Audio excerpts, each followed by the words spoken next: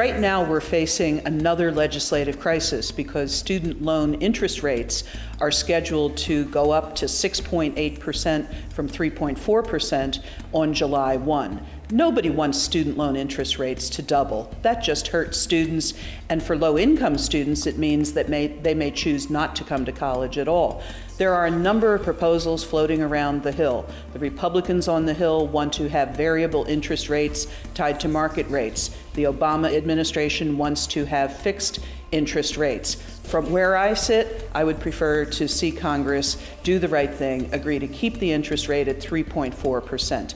I think variable interest rates are too confusing for students, and tying it to the market will only make loans more expensive in the long run. And to know that the interest rate stays at the same level is essential for me to stay in school and for me to, after I finish employment, not have to worry about going from paycheck to paycheck. One of the things I think all of us who are presidents and responsible for Catholic higher education need to think about is how supporting students who need help to go to college is an integral part of our responsibility in Catholic social teaching. This is a matter of justice. I think back to the founding of Trinity. Trinity was founded because women could not have access to a higher education in 1897. And the Sisters of Notre Dame said, as a matter of justice, as a matter of salvation, that women had a right to a higher education because that was part of promoting the idea that an educated mind is part of our faith. Today, there are millions of American students who still do not have access to high-quality education.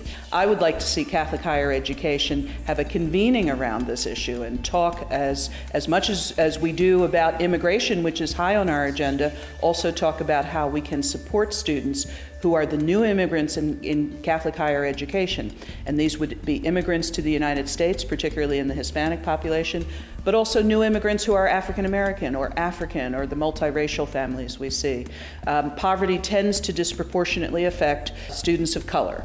And as a matter of justice, I think Catholic higher education needs to reach out to those students, regardless of faith. It's also an important piece of the changing dynamic of this country. By the year 2050, there will no longer be a white majority in this country.